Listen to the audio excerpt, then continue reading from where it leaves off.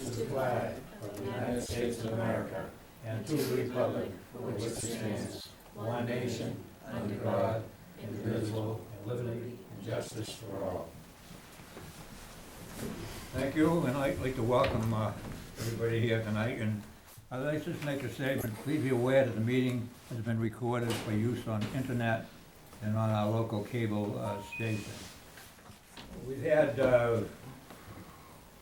well, three, actually, outstanding citizens died this week. I'd like to have a moment of silence for Marion Gibson and Charlie Leonard. And I was going to add there, Shepard Reach, the fellow that owns Matfield. I just got a notice tonight, and I'd like to have a moment of silence for the three.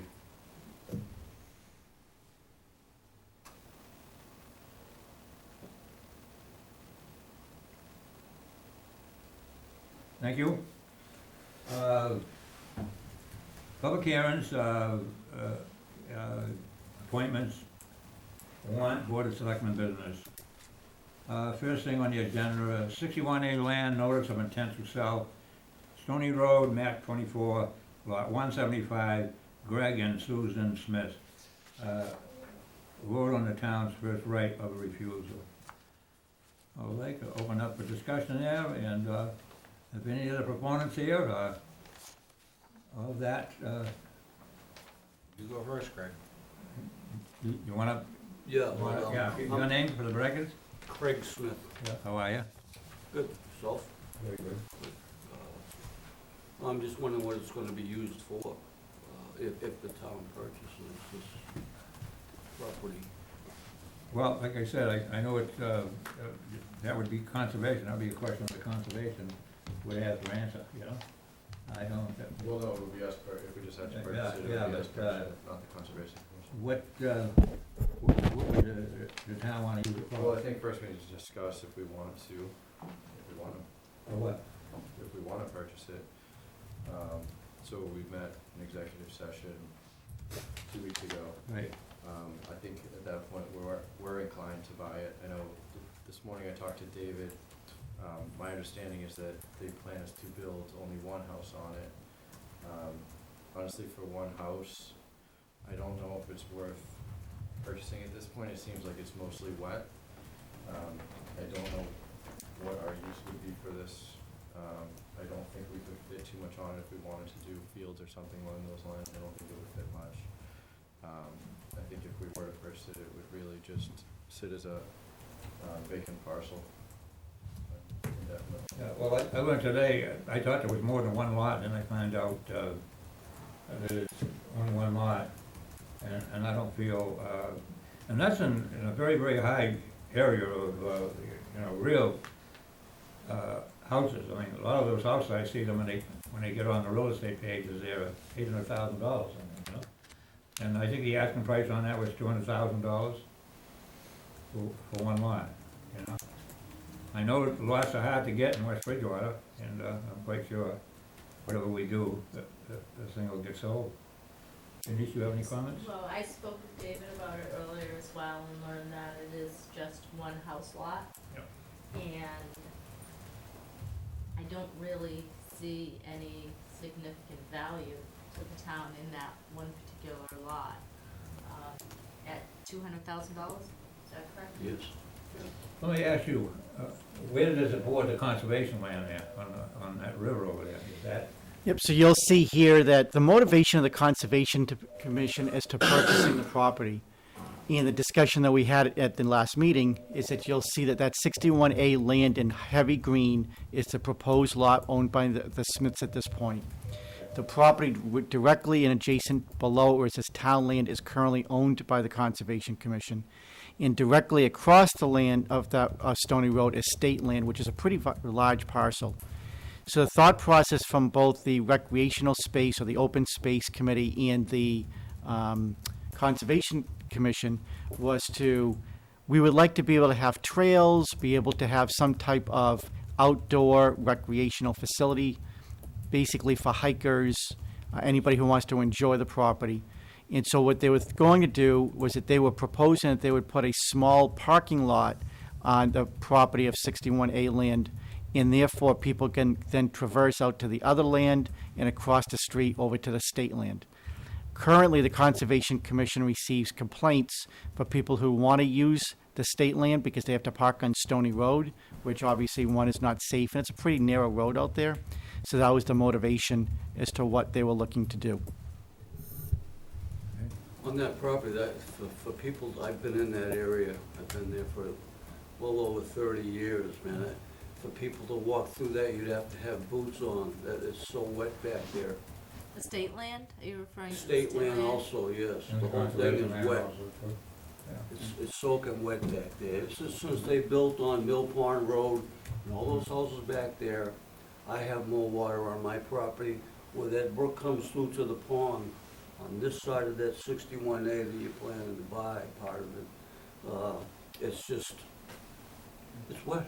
So not to form an opinion, or not to form your opinion for you, but it sounds to me like you really don't want us to buy this land. Basically, I'm gonna get 200,000 no matter what. It's just that, why does the town wanna spend 200,000 for something that's wet? Nobody's gonna be able to use it. There's few hunters back there, or whatever people that use that property. I never see anybody at West Meadows. I'm retired, I go down there a lot. Very few people use this for $200,000. I don't know, I don't, it's, like I said, it's of no significance to me. I'm just saying, why do you wanna buy something for $200,000?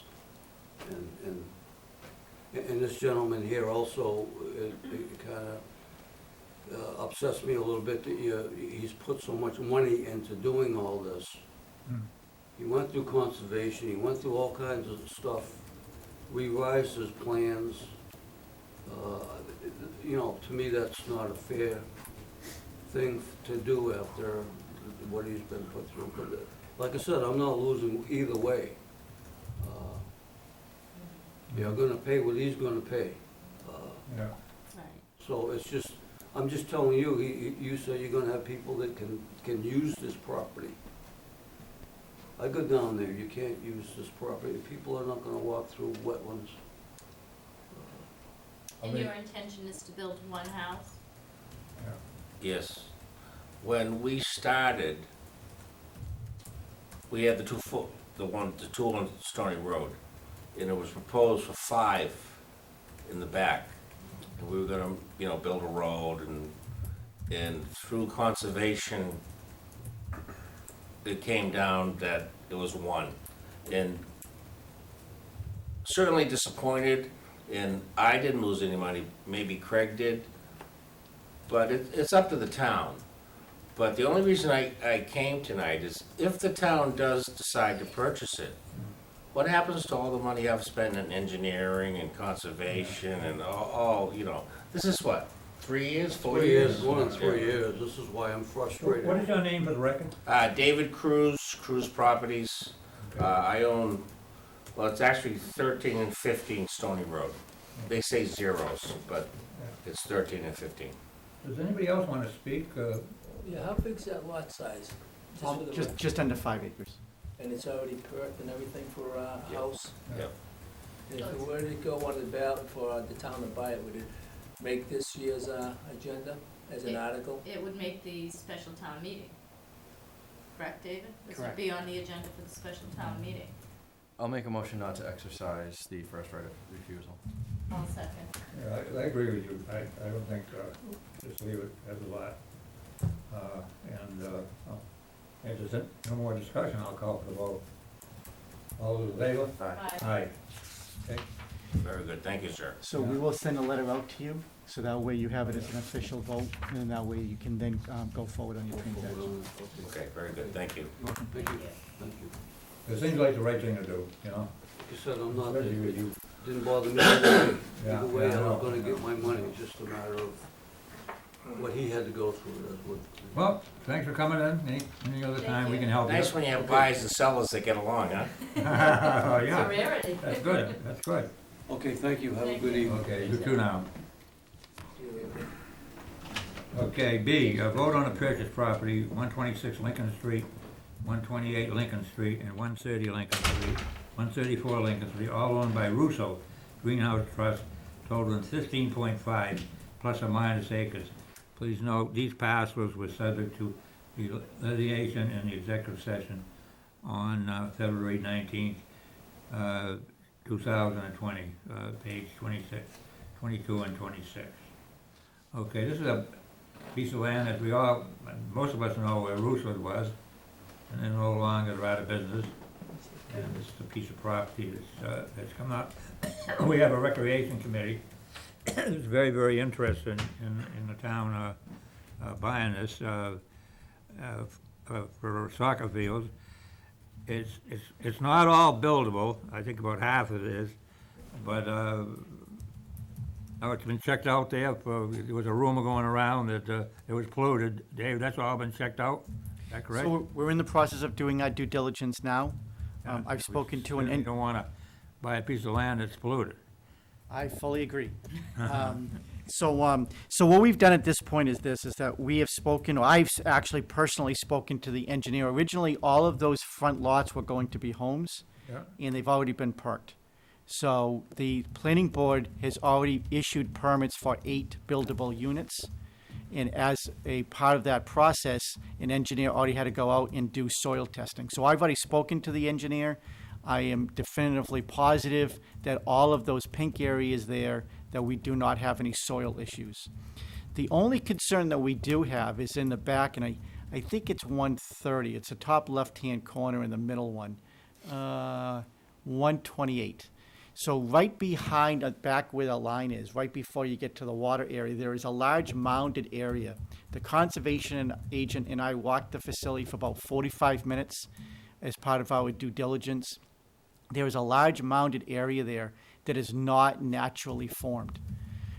So that there would be a concern because is it potentially hiding something? So I reached out to the owner. The owner told me that when they bought the property that they had to bulldoze and level off the area, and that is remnants of that, and that's why it's all mounded. It's actually all fresh loam piled up through the years because we have a bylaw that says that you can't take loam off of a person's property and bring it out of town. So that's what he claims it to be. I have informed him that what we need to do is that I need to access that property and be able to do some soil testing on that property. And in order to do so, I was waiting for legal counsel to give us a grant of access. He said he had no problem, he would sign it. He had no problem us going in there to do it. I received that legal document today from legal counsel, so I'm gonna present it to the owner. But based on the fact that the conservation agent and I have walked it, and he certainly knows this stuff better than I do, based on the fact that an engineer has already been in there, and for about 50% of the property has already done soil testing, the only area of potential concern, the owner immediately said he had no problem with us accessing and testing it.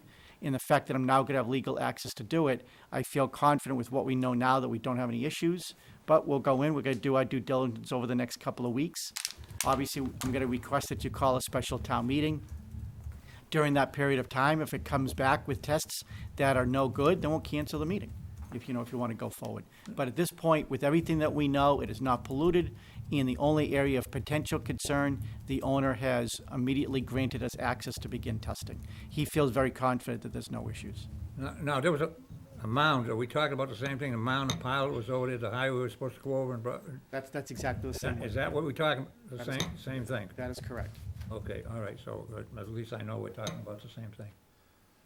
Okay, so it's, And we'll have a definitive answer between now and the special town meeting. There's Absolutely. plenty of time. Yeah, absolutely. Look, I've already told the owner is that the town can't purchase something it can't use. So there's no reason for us to buy it if we can't use it, and we can't use it if there's toxic materials. I can tell you from walking the property that there is absolutely no sign of toxic materials anywhere, including the fact that there was no underground storage tanks ever on the property as well. We have documentation that proves that all of their heating was from above-ground oil tanks, so there was no below-ground leakage, for example. So we feel pretty confident, but yes, to answer your question, is that if between now and then we uncover something that we're unaware of, then I'm gonna be the first to come to you and say, we need to cancel this transaction, and we have the right to do so. I'll make a motion to purchase Does the, anybody else wanna talk out there and, Yeah, how much will it cost to do the studies, do the, soil test, Dave? Yeah, so Who would pay for it? our conservation agent's going to do it. So what we're gonna do is we're gonna, truthfully, we're going to open that mound. I'm gonna ask my DPW department to go in there with a backhoe and literally just open up the whole entire area. So it's not even gonna need to go out for soil testing from that stuff, because it's all above ground. When we open up, we're gonna immediately know if there's toxic barrels in there or whatever it might be potentially covering up. If there's discoloration in there, then the conservation agent will then go out and test it. But we're either gonna verify what the owner is saying, which is just piles of loam through the years, or we're going to open up and we're gonna find things that he's hiding, right? And it's gonna be in plain sight. And another question, if we do buy it, if it goes that far, that's gonna be for the recreation of the soccer fields, like a little, sports, that's gonna be a little, sports complex, more or less, if we do buy it. yeah, that's correct, And that's correct. I mean, they've been looking for quite a while, and this seems to be a feasible place to do this. And, Maybe Anthony could elaborate a little bit on what, yeah, so the plan is to purchase this land and to build, there'll be 2 large fields that will be multi-use, soccer, field hockey, lacrosse, one of which will also include a baseball diamond. So there'll be one that can be used as baseball, and then the other one will not have the baseball aspect. And then there'll be an indoor basketball facility, parking lot, obviously, possibly some outdoor basketball courts and/or tennis or pickleball courts. Anything else, Jeff? That's about it. Mentioned maybe a playground as well. Yeah, potentially a playground. Mr. Assessor, Okay, I have a couple of, maybe just, I just walked in obviously in this. One thing you can do, I don't know if you've done that, I've done some properties near there. You can go in, when I came in, you talk about site assessments of potential contamination, and you're well aware of, there's a DEP site you can go to, and you can check the subject parcel or anything near it to see recent, actually going back quite a ways, history of any type of site assessment, 21E work, and it'll let you know if something near it, like say a gas station or something, has been cited. It'll give you the opportunity to say, geez, maybe this might be contaminated based on something near it being cited. That might not be true, but it would give you one little tip off to the fact that if the soil's any good. Secondly, on the purchase by the town on that, has any consideration been given to what's gonna happen across the street down the road, probably in the near future? That parcel, when the town approved that zoning change, they were gonna, Conway or Conroy, whoever it was gonna put close to 1 million square feet of office, retail, and such in that in there. This park playground will now become quite a busy area, well, with a large traffic increase. Has any consideration been made regarding using that for that type of property when you're gonna get something huge across the street? It won't be housing.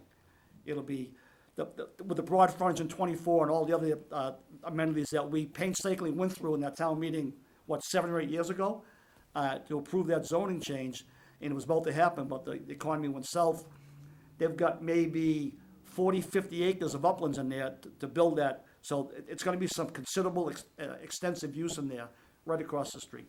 but that has the potential to happen no matter what. Right, so, And if we were to not buy this land also has the potential to be developed much more significantly than No. basically a park and recreation type. no, of I agree, it's gonna be developed some, because they came in and talked to us, and I realized it's a pretty valuable site from what I can see. My thought in the matter was, on that type of use of the property, where you're gonna have, children or that type of, thing around, you're about to get a big traffic increase, plus with that Wayfair furniture place down the street that's gonna be zipping around in there. The warehouse going up on Elm Street in Bridgewater. another thing is true, they've been looking at it for 40Bs, and you know what we think about them. We got enough problems now, right out there on 106. Well, They're going that to me, everywhere. I could talk all night on that, but in this location, it would be obviously it would be more suited for that than out next to the Honeydew Donut there, Steve, speaking about the topography of the land, can you also go onto the DEP site? Not and- topography, it goes, it's like site assessment contamination. Right, but not the top, no. can't you also like go onto Oliver and see how that parcel's been, how that parcel has changed over the years? Like go back 15 years, look at the topography, It- see if it was level at one point and then eventually built up It over time? it depends, with Oliver, it depends on the compliance of the town. You know, some towns you can do that, other towns, it's a very basic, all of, the layers that are involved with that. Right, All towns will have the use of the Oliver system, but, you know, some are 180 degrees different from others, depending on what the town, being, you know, us now coming online with the web hosting and such, I don't know how sophisticated our Oliver's gonna be with that. I know it's a state system, but they're only as good as the info they get. So that it might show a 2012, like, you know, ortho, you know, an aerial picture. You really can't tell too much of those because the pixel's not that good in that. But between that and checking the 21E assessment and just knowing the area, you know, I'm sure it'll be fine as far as that goes, but, you know, you obviously, when stuff like that's available to, at least at the start, no cost, you want to take advantage of it. Okay. Anybody else want to talk, for or against, or whatever? There's no more? Okay, I think it's a good, thing that, we're purchasing this, and we're certainly looking for quite a while for a piece of land to do this. You made a motion? Yeah, I'll make a motion to purchase the Lincoln Street parcels. Is there a second? second, If you could, just state for the record the amount. For 600,000. 600,000. Okay, second. second.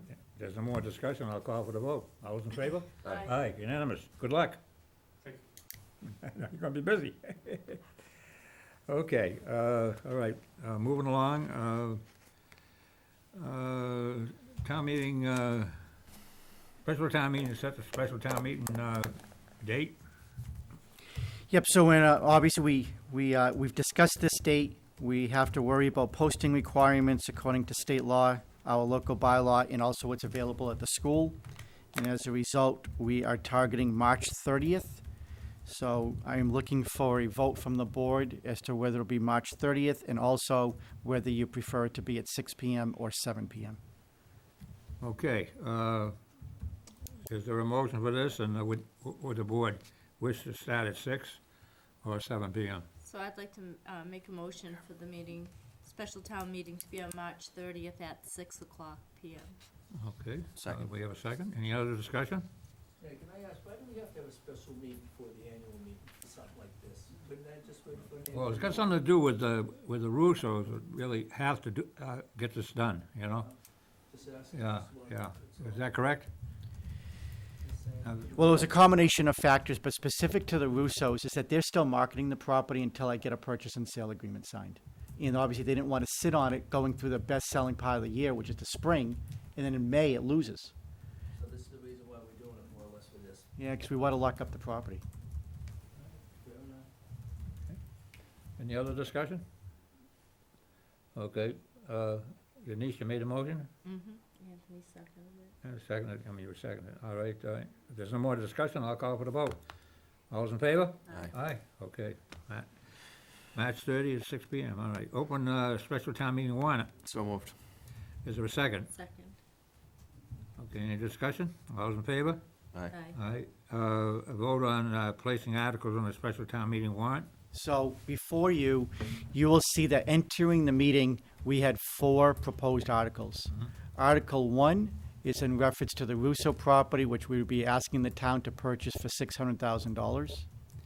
Article 2 would be, we would need at that point, because the idea is to put athletic fields and/or a complex on this property, we need to have some type of design and engineering study done. So we are going to be looking for $100,000 to hire a professional design engineering team. What they will do at that point is that they will determine as to what we can actually do with the field, where it would go, all the septic issues, or septic design that we have to do. And also as part of that process is that they will inform us as to what an estimated cost is to do variations of what we're looking to do, so we can bring it back to town meeting and secure funding to actually build the complex. Article 3 at this point would be null and void. That would have been for the Stony Road purchase, which obviously you've declined on. And Article 4 is a transfer from the school department.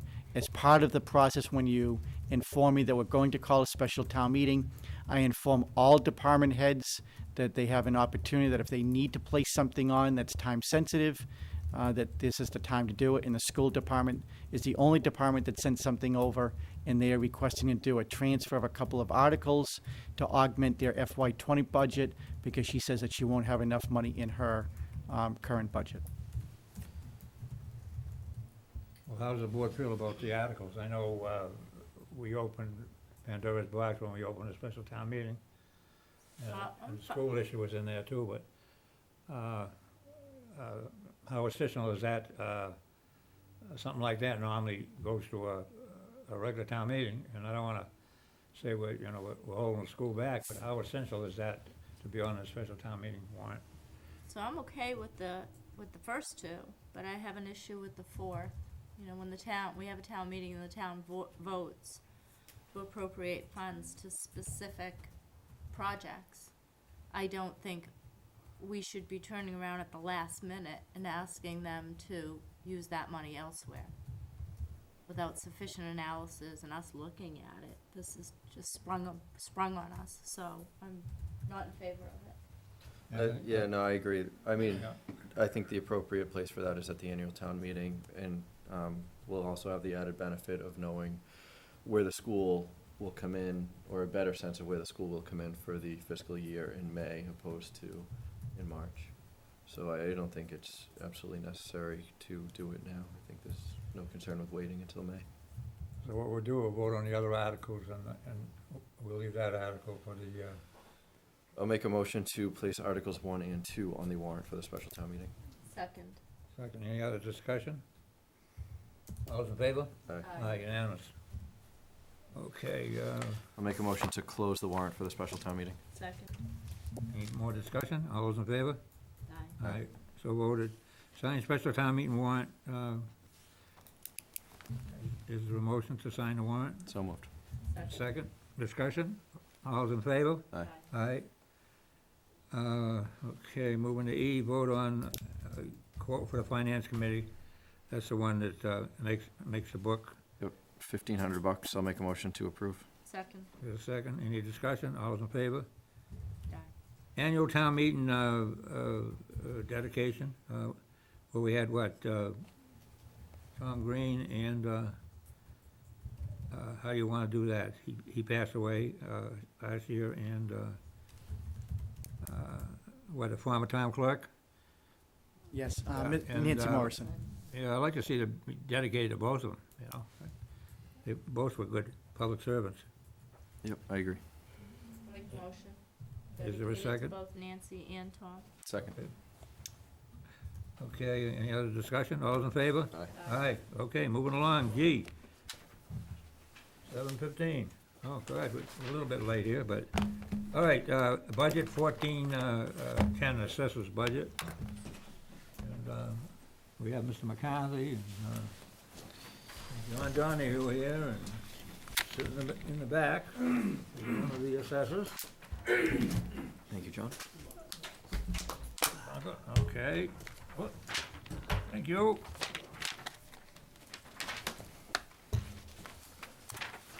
Thank you. Okay, the usual thing, we run down the budget here, and where you're asking for whatever you're asking for. We'd like to hear from you. Sure. And, okay, go ahead. We're, our proposed budget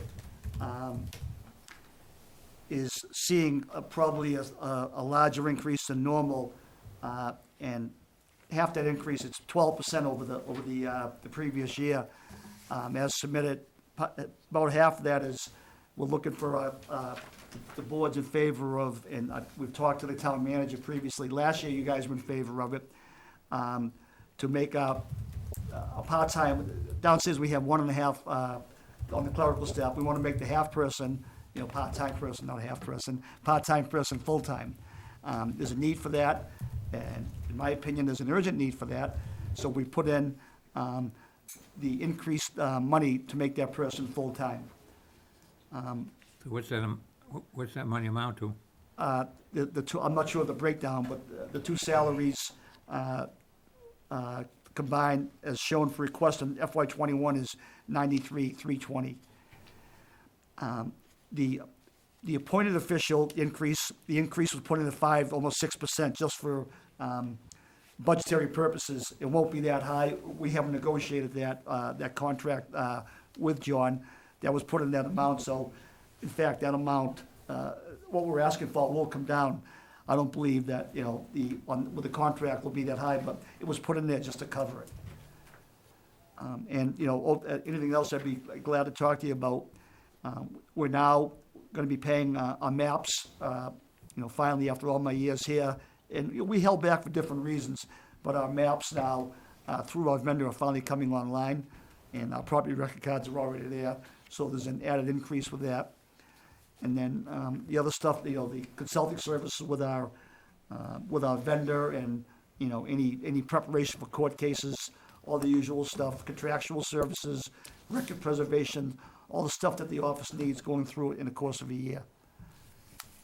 And once again, the elected officials stay right where they are. So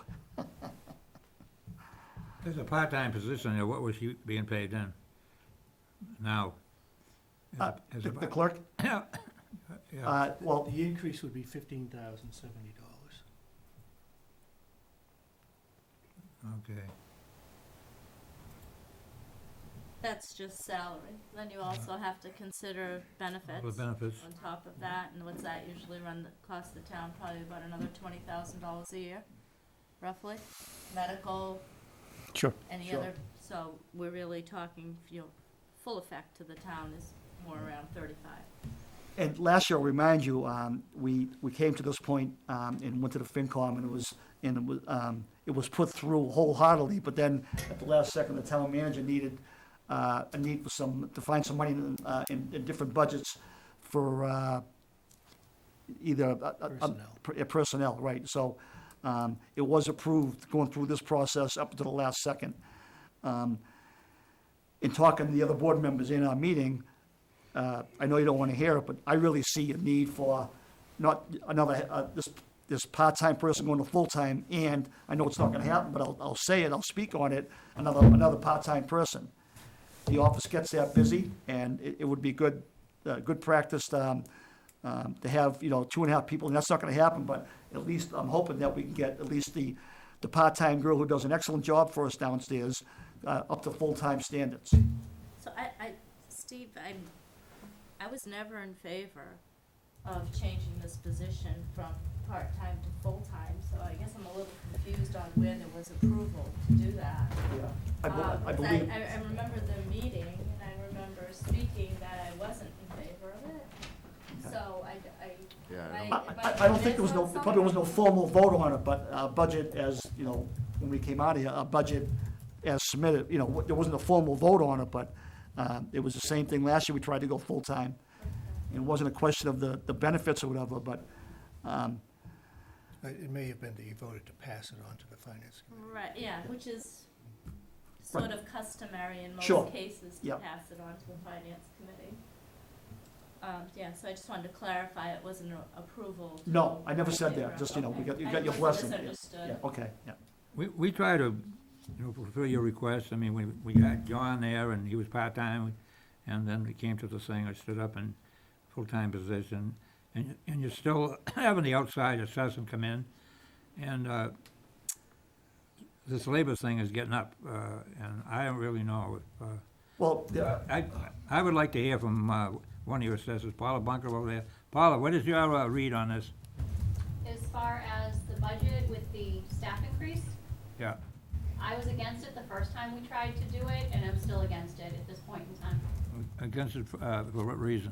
I just don't feel, yes, the office is busy, but I think we still have some other hurdles that we need to take care of first in the office. My same concerns that I expressed 2 years ago when we first did this, that we still have some other hurdles that we need to address, and this isn't the time or place. But it's just not the right time for us to do that. I don't feel that's gonna solve things that we need to do right now. So I was not in favor of the budget at this time. Oh, were you the only one on the Board of Assessors, or? I'm the only Were in one that was favor? against it, it was 2 to 1. Only one was 2 Two to in 1. favor, 1 against. Okay.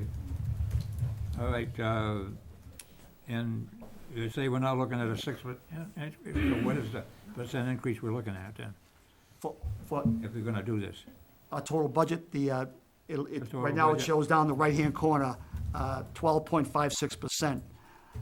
Yeah, right. But on the appointed official, that will come down, so you're looking somewhere around 10%.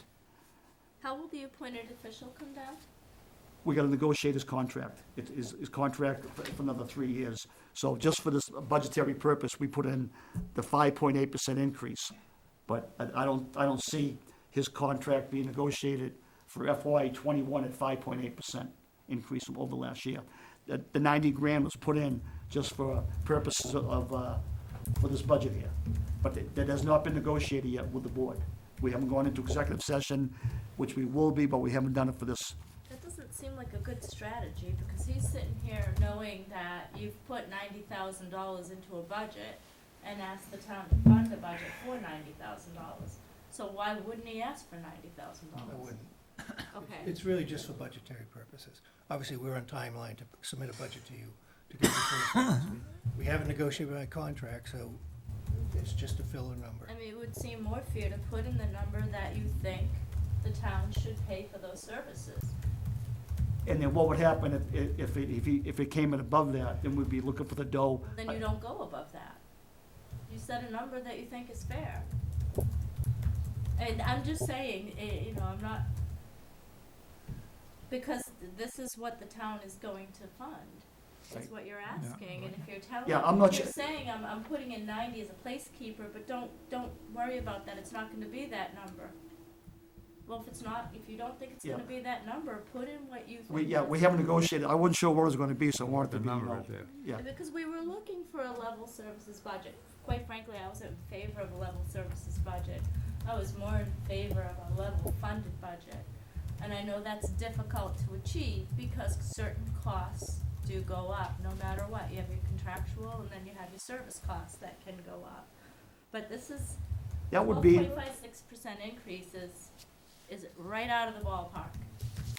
I mean, for you to sit there and say for us to go level funded, when we have, for example, the web hosting for the maps is an additional cost to our department of $3,000.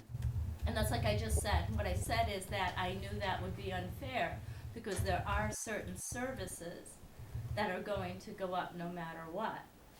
And I would anticipate that you'd see 1%, 2%, 3% increases in certain things. But I don't expect a 6% increase Yeah. in an appointed official.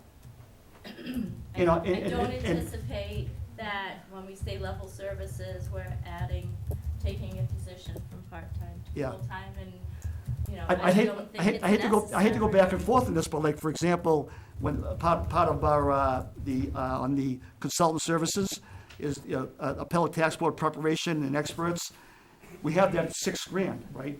I mean, if I wasn't getting involved with this at no cost to the town, it would be a lot more than that. So, some things are true to the vest, some things aren't. We're just trying to be fair with it. That, if I was sitting here not doing what I do for a living, that the expert, that might have been, estimated maybe at 10 to 12 grand. Right now, we're going through a couple big cases where, some of that money's gonna, we're trying to save some money by handling part of that in-house. If you weren't doing that, those fees would be, would be out of the roof. So when we're asking like for the web hosting and for the actual contractual money for the clerical, on the flip side of that, the town is reaping the benefit of having, for example, a couple of experts run down their costs of some of the more expensive stuff. And I'm not disputing your skills, but what I'm saying is we're only going to pay so much, or at least recommend to the residents and the taxpayers a budget that we think is fair. And, if we step back a few years ago, the argument was if we went from a part-time to a full-time assessor, we could save the town a lot of money. So what you're telling me is that you're achieving that through the services you're capable Some of of that, yeah. providing. Some of that, And yeah. what John's capable of providing. So, and we would see some costs go down as well because of that. But now we're hearing, we took a part-time position, made it full-time, now we need to add another Yeah. half a person. I'm not gonna get into all that, Well, I'm not gonna get into all if I that. might, that's really not the case, and it's not the argument. If I could go back to the part-time, full-time position. Several years ago, Enterprise Car Rentals came into West Bridgewater, as you know. Up until that time, we would generate motor vehicle excise bills and make abatements on a fairly even and normal basis. Since Enterprise has come in, we have probably quadrupled the work activity. And that's the primary reason for the request to go from part-time clerical to full-time clerical. That person alone has probably doubled the work capacity, and we're doing it, obviously, but I don't know how long we can continue to do that and to provide the other services that the taxpayers expect. So I can put those numbers together for you, and I can show you factually how much increase of work Enterprise has alone cost the office When did Enterprise come into town? several years ago. So, several, like 5, 6, 7 years I ago? don't think it's been that long, So 4 years ago? maybe 4. So nothing's really changed from when we talked about this 4 years ago. Well, yes, I it mean- has. It's increased, and we asked for it last year because but you it knew was for- becoming so burdensome. Right, but what I'm saying is you knew 4 years ago when we talked about taking the part-time assessor position to full-time. So nothing's changed That's a from clerical that. function is what I'm trying Yeah, to it's not a- distinguish.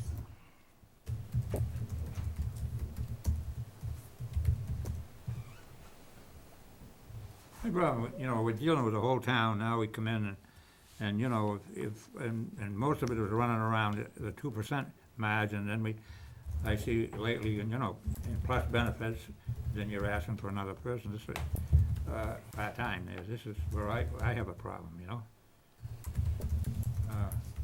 don't know.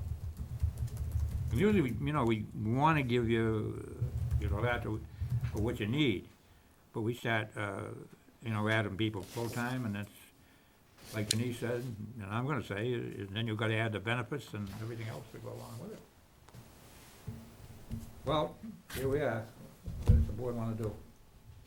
You have any comments on it? I don't have any questions, no, I mean, we'll discuss it further when we vote on our recommendations, but, for now, I'm fine with passing it to the finance committee. So I'll make a motion to pass this budget to the finance committee. Second. Other discussion? All those in favor? Aye. Aye, okay. Thank you. Okay, thank you.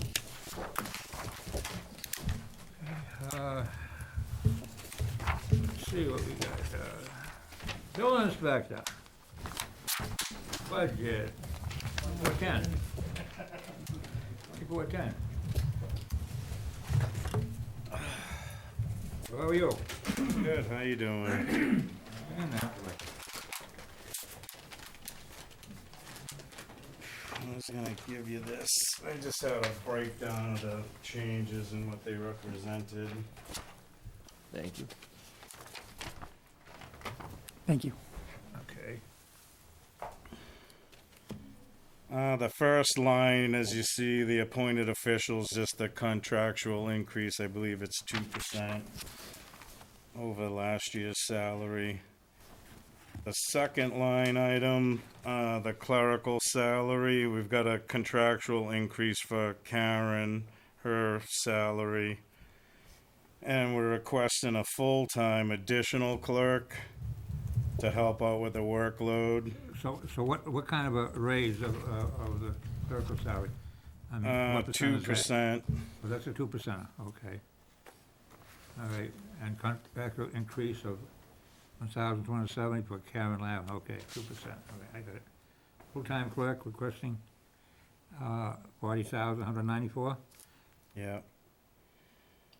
So we've been asking, I think this is the third year straight, for additional help. The volume of work has been increasing steadily each year.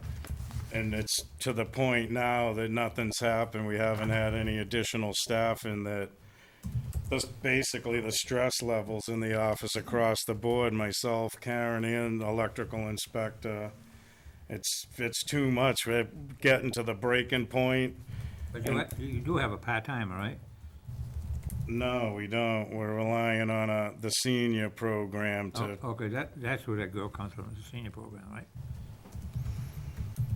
So now you're looking for what, full-time? yeah. It's like I said, even if if none of the 40Bs that are on the books come forward, just the natural progression of what's out there, the permits, the inspections. Unfortunately, a lot of the stuff falls on me. Karen can't legally review the permit. She can't do the inspection. She can't answer technical code questions over the phone or via email. So I have a tremendous amount of work.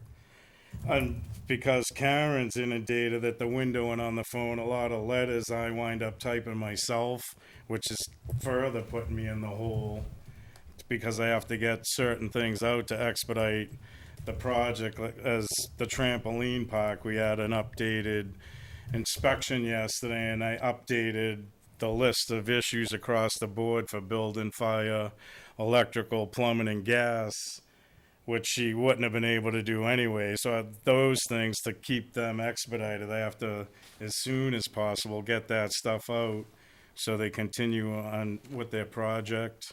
So what would you be paying this person as far as salary goes? Let's see what they had. 40,000. 20,000? Yeah. That was broken out, I think Karen's union, that they picked somewhere in the average step on the union scale, whatever that pay was. And that would be plus benefits, right? Yeah. Then how much would the benefits be amounting to? I don't know what all those actual, yeah, probably around Around 20. 20,000, so. All right, so we're looking at 60,000. Okay, added. Keep up with the demand. Falling behind. We got multiple issues, which I discussed with David earlier, that we actually have to dive into it deeper, that there's a lot of issues that need to be corrected, but we can't just pick and choose. We need to formulate, which I think clerical staff, regardless of what happens, due to our out of control amount of work in the office, to keep up with that. But then the other progression, which we'll get into it later, I don't know, I'm proposing online permitting. And we've got a situation with the plumbing and gas inspector that we've discussed in the past, that they're split between the clerk's office and the building department. The permits and fees are taken in through the clerk's office, and everything else is on us. And it's just chaos between the two departments for the staff of the clerk, the building department, the actual inspections, the contractors and homeowners pulling the permits. They're constantly up and down, back and forth. So one way or another, either put the plumbing and gas and electrical inspector 100% in the clerk's office and we have nothing to do with it. Where I think they should be is in the building department. But then we're dealing with more volume, more permits, paperwork, phone calls, questions. What do other towns do? I would say, I actually asked Annie last year when she goes to her annual clerks convention to see if there's any other community in the entire state that the clerk has anything to do with the plumbing and gas and electrical inspector. Typically, it's within the building department 100%. I believe in the Mass General laws also that I've got the authority to oversee them. I think when I tried to dig into the past and find out what happened, I think that way back when the clerk that was in the building department was part-time here in the building and part-time in the clerk, and it wound up that people were going to both. When she was in the clerk, she was doing the building department, and somehow whenever that person left, it just stuck that the clerk handles taking the permits and the fees. But the paperwork, the phone calls, it's just, you wouldn't even believe it unless you sat in there. other than the staff and the seniors that see it when they fill in for us, realize the chaos it causes. What you have on for line 5240, office supplies, new online permitting software? Yeah. What do you anticipate that will do for the department? Well, as I mentioned to David earlier, that it's going to streamline and help in a lot of areas, but dependent on how it's handled. So that permitting software will have the capability to do the electrical, plumbing, and gas permit. So it's going to be who's going to field those calls and questions, and is it going to stay the way it is, that the clerk will handle the applications and the money coming in, which I don't think it will. So that's one of those things that's, we can't just get it and then, but it'll streamline the interconnectivity of all the departments instead of me physically talking, calling, or emailing everyone and checking. The system will have checkoffs and approvals at the beginning of the project and then to close it out. So this is gonna be a workflow. All the other benefit, which I've been pushing toward, it will, all of our files will be electronic. We won't be collecting paper any further, and if possible, try to scan the old files into it and completely eliminate the paper files. So it's workflow. There's just a tremendous amount of benefits across the board. There's a lot of automatic, like the building, plumbing, gas, and electric. Those licenses will automatically be checked into the state database to verify they have licenses. It's actually has tremendous capabilities to do whatever you want. So one of the things when we had the presentation a few months back, just say all the historic homes. I know when I started, I didn't know anything about that. And we had a bond that came down that they wanted a review, but I didn't know anything about that process.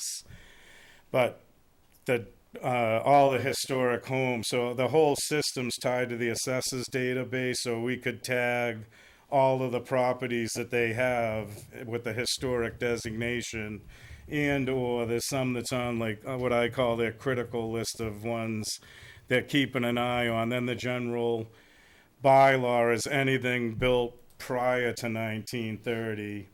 It has to, at least I have to ask them, do you want to review? Then they check what it is.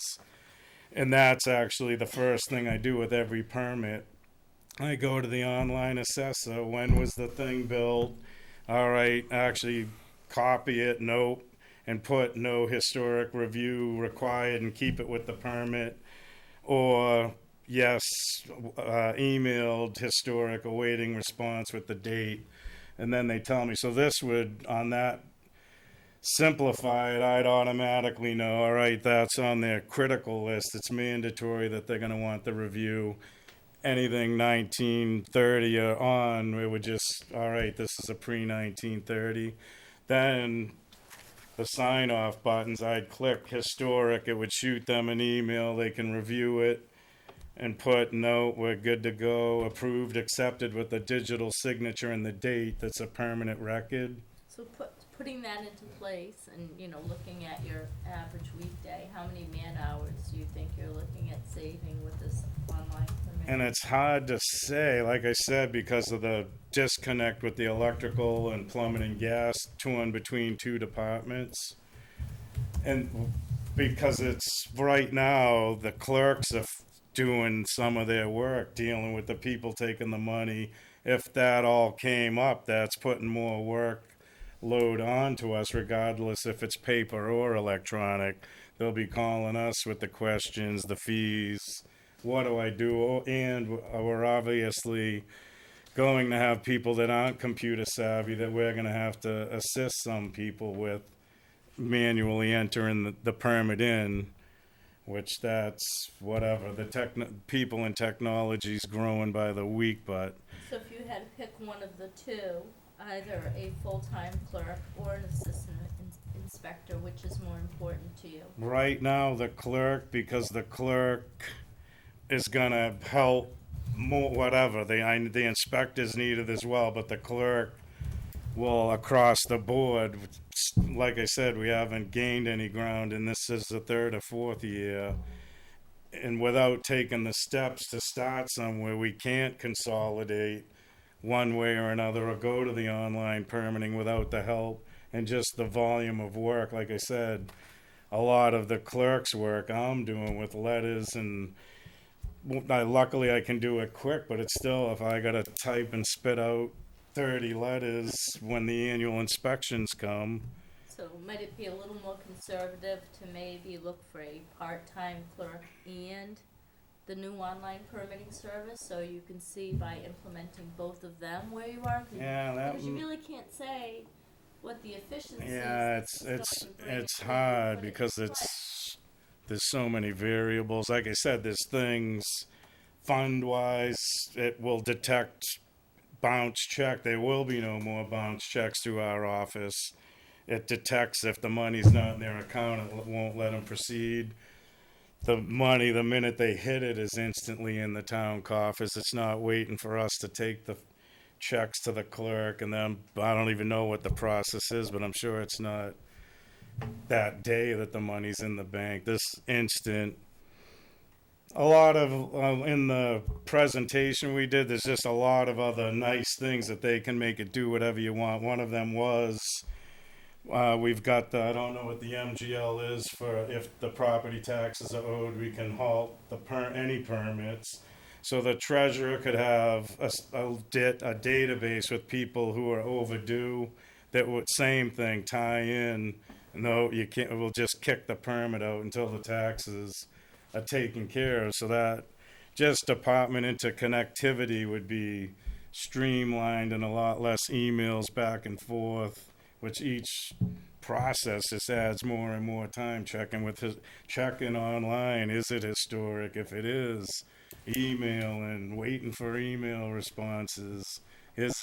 Do they owe taxes? If they do, whatever. So what you've said is this system's going to reduce a lot of the clerical side of it. Yeah, a lot of the things that I'm doing that's part of my plan reviewing, which it'll streamline and it'll help be pretty much a foolproof catch-all. Like I said, the historic, there was when I first started, a small bond that they wanted to document, and I had no clue about the historic process, and we immediately took care of it once that incident happened. And that's, like I said, the very first thing I do. I have to check to see if they have to review, like the last one was 115 Crescent Street. They spent the day out there documenting the house and actually got to recover some artifacts and parts of the house and bring them back to the museum. How long have you been asking for additional help? I think this is the third year. I believe I'm into my fourth year, but the first year I was hired late in September, and I was kind of just thrown into the budget and didn't really understand this process and or our own budget, what was what. There were a lot of line items. There's stuff on there I'd like to delete. Just things, what the heck was the Lexus law books? Things I didn't even know what they were, and no one knew what they were. This is a lot of requests, but what I like to know, I'm sort of a money person, okay? You say you're very, very busy and stuff like that. Now, what you've taken in as far as permits go, as far as last year and this year, do you have any record of that?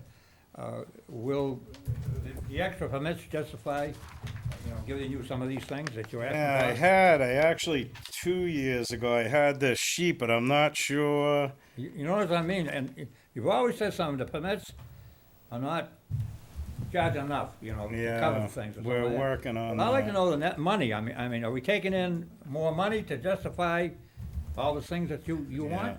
That's where I'm coming from. Did you see the last sheet? Am I reading just this sheet right, Mike? So you're saying 2016 total fees collected was 250,000, but then 2017 dropped way down to 135,000. Yeah. Was there something big going on there? I said that, I don't know I didn't track actually, either Karen or one of the seniors each year collected this data, but there are, and will always, there are anomalies. Like I told David, some of those large solar projects had very high permit fees.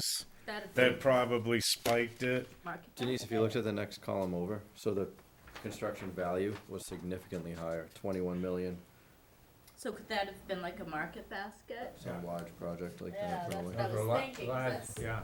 you know, to collect that much in fees over and above the prior year. it I don't had to mind, I don't be mind huge, spending not if we just can justify it in the fees we're regular taking construction. in, you know? And that, we're working on that too. That's another part of the laws that govern the office, that the fees collected are supposed to somewhat No, that's what I said. supply what you need, not crazy, cover the expenses to run the operation. Yeah. But there's a lot of things that aren't equated to fees, that emails, phone calls, homeowners with code questions, tremendous amount. Unfortunately, a lot of the homeowners don't understand the rules and regulations, and you gotta spend some time going over the code requirements and zoning and how to do it, and That's because it's so complicated, I us know. mere homeowners can't figure it out. well, the codes, and I don't write the codes, but each year they get more and more complicated with even just, they're talking about now, there's been so many pool issues that they're in law right now that trying to make it so the building official has to inspect every single above ground and in ground pool annually, which, how much is that? How much work is that? So something like that happens, that clerical position isn't Yeah, going to help but- you out much. So, and that's a lot, like I had a neighbor complain yesterday on Mayolis Ave. They pulled a permit last year, everything was to code, then they tore the fence down and they had built the pool into the hill, so anyone, a kid could walk into the yard and be in the pool. Even though the cover was on, there was still probably 4 or 5 feet of water on top of the cover. So I had to go there. Something like that's a potential immediate life safety. I gotta act on that instantly. If I say I'll get to it, when I get to it and something happens. So like I said, there's a lot of moving variables, but to answer your question, I think that the clerk help would be the most beneficial at this stage, and then we need to dive deeper and figure out, do we want the plumbing, gas, and electrical in the clerk's office permanently or in the building department, and then figure out what effect either way that has on the department.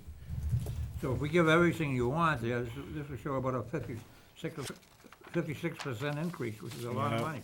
I'm not in favor of everything No. you want. No, Yeah. that's a big, Something. that's a big note to cut. I mean, Yeah, that's why if in we. 1 year, in a 1 year thing, I couldn't go for that. The other thing that I'm fearing is that if nothing changes, Yeah. we're just gonna implode, and then there's no money budgeted to bail out Yeah. when we're swamped, and which, like I said, I'm not the type to try to fluff things up and get extra help so I can play cards on my computer all day. Well, I understand that. And I'm fearful, like I said, our stress levels over the last 6 months. Another issue has been since 2015, we have not had a typical New England weather unless this is the new norm. Typically in the winter, the department slows up to almost nothing because the ground's frozen, covered with snow, no footings, foundations can be dug. We haven't had that. It's actually, the weather's been better in the winter than it has been in the summer. And the construction along with the economy's just been picking up.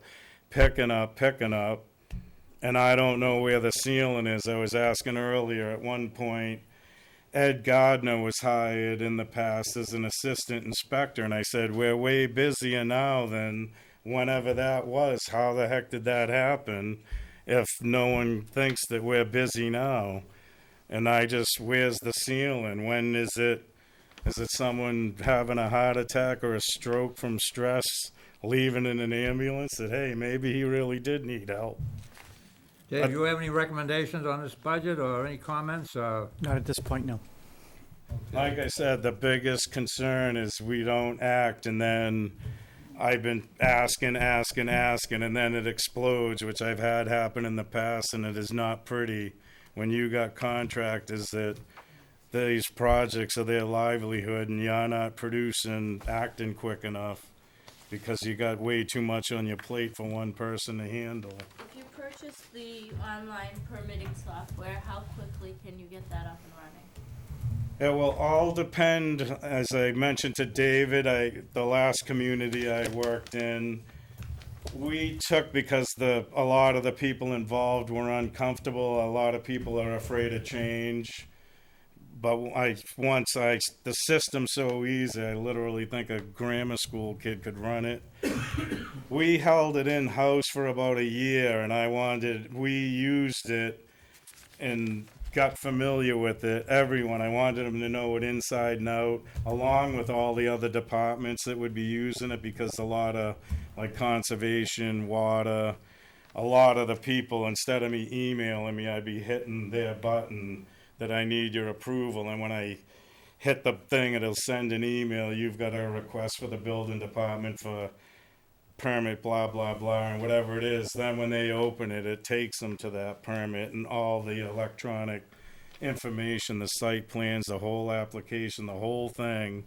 For And then they, $11,000, you can get that software. yeah, we had them do a presentation, and then based on the average building, electrical, plumbing, and gas permits, they figured out, plus the size of the community, what they would charge for the system, and David's got a copy of the whole breakdown of the quote. So if we purchase it, could you get it up and running in 60 days? I don't know if it could be that. I could fire it up and be running it tomorrow. It's like I said, just training. The company will come as many times as it takes. I mean, so, to put in a piece of software, 60 days is, I mean, it's a workflow. It's not 60 like we're days is asking them short. to learn There's kayak. banking aspects, there's other integrations, I think. Yeah, there's a lot more than it's just, So how long?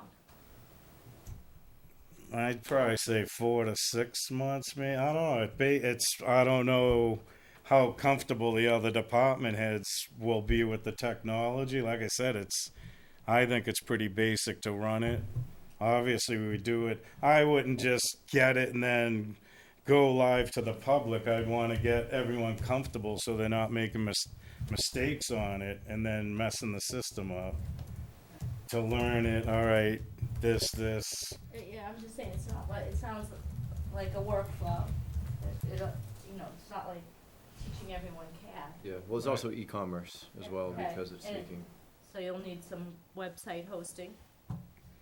Well, basically, we would have just on our town page a link to it. We'd set up online permitting and some instructions, and then a link to it for a usually new user, existing user, or a departmental user, and you'd hit the button, and then whoever you were, you'd log on if you're existing.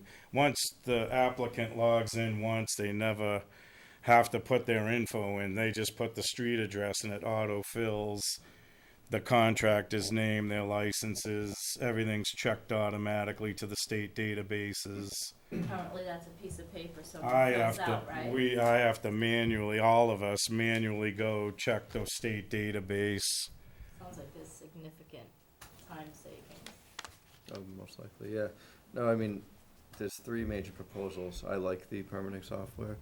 I understand that it's time that we do something in your office. I know that if the Scotland Street and Belmont Street projects do happen, which I believe they're both permitted for, that could be a significant issue for you. I think we get that. I think we have a good understanding of what each of these would accomplish, and I think we'll just have to make a decision on what we can afford to fund this year. Yeah, basically, like right now, I have 0 time to do my administrative portion of my job. Like budgets, I had to struggle. I was down to the last fleeting minutes to submit it. And then this, typically previous years, I do the budget and then figure all this out while everything's fresh. And Karen went down in her accident, and then I had planned to do it when she was here, and that put me under unbelievable stress trying to do her job and hoping she's gonna be back Monday, but we're not sure. All right, what do we want to do to the budget tonight? I mean, I see that we might have to do some more work on this budget. Why don't we just send it on to the finance committee? We'll continue working on it. Sounds good. I'll make a motion to pass this budget on to finance. Second. Second. Any other discussion? All those in favor? Aye. Thanks. Now we got what, gas and plumbing and electrical inspector. Okay, So, which I got gas. 420 and 2450. 2420, which is gas and plumbing. So the first line's the appointed official. I was just asking for that $345, which is a 2% increase over the last year's stipend. Okay, Then I believe in the assistant inspector line for the plumbing and gas.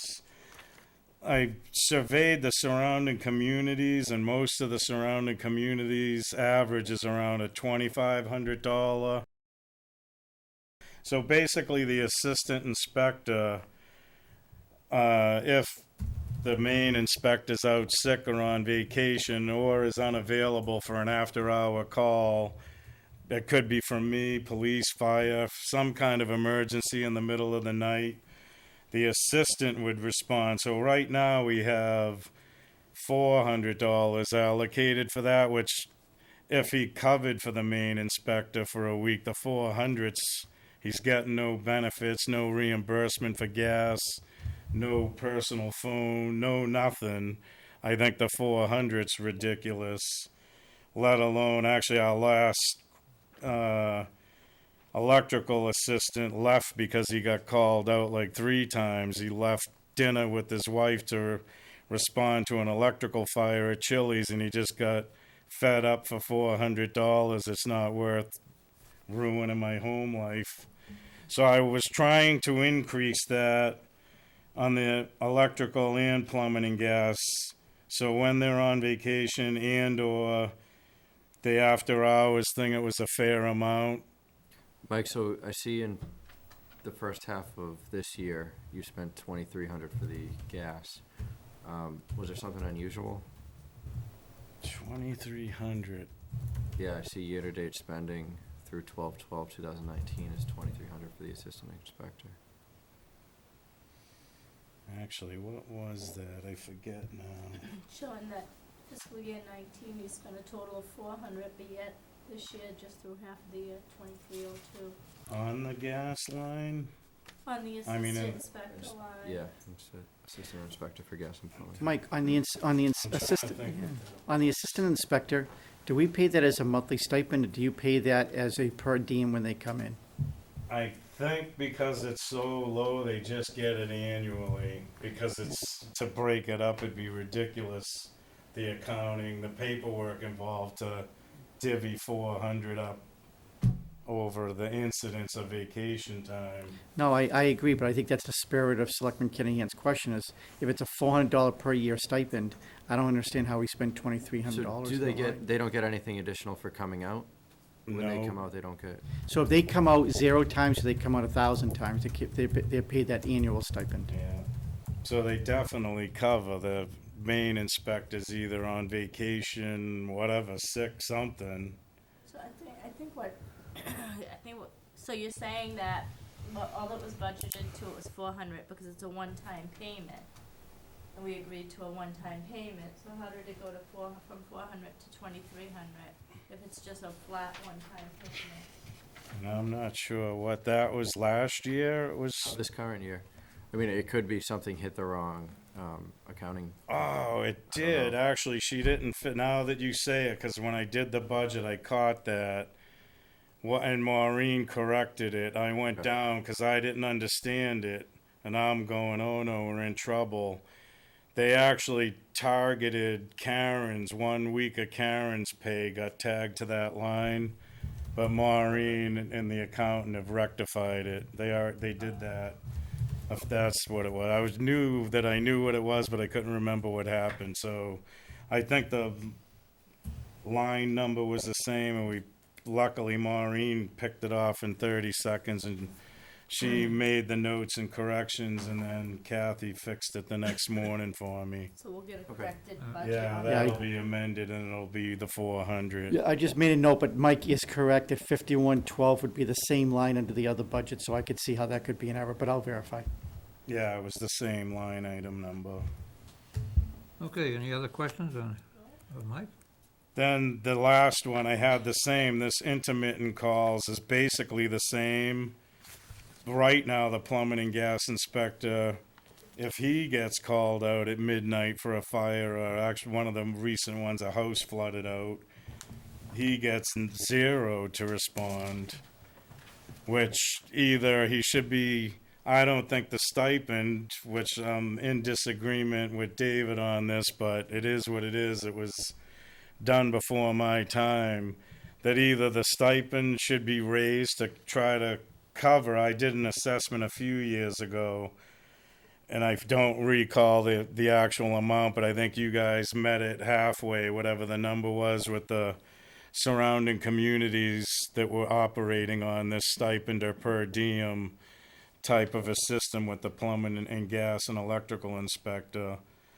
But John gets nothing, which he gets called out a lot. So I was trying to add 1,000 to his, and that would only be when he responds, he get paid. So it wouldn't, if he doesn't get called, the 1,000 stays and gets reverted back at the end of the year.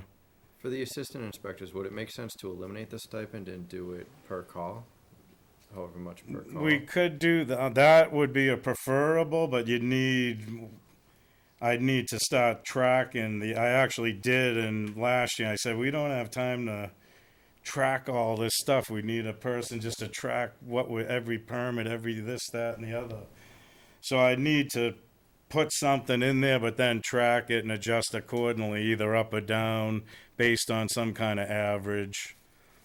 Okay. I think in some other communities, we had set up revolving accounts, and actually the incident was charged for that, and then the money went into it, so that there was always funds available, and it just stayed there, and it was only per diem with a sign off. They had to submit the paperwork, how long they were out there, who called them out, police, fire, could be me.